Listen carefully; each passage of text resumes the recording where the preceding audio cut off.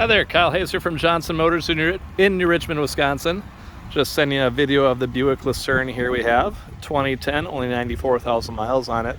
The car is super clean looking.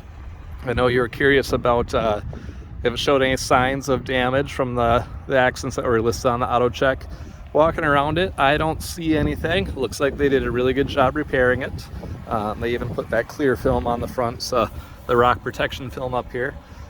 Beautiful car. I know you're also interested in how much tread there is left on the tires, so I brought a tire gauge out here with me.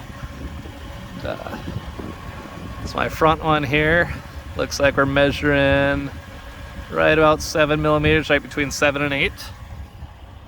Or 7/30 seconds, not millimeters, sorry. Rear here.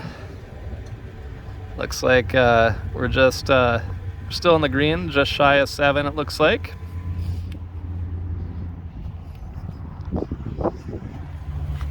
Other rear tire, right about the same, still in the green. That looks like right about 7/30 seconds.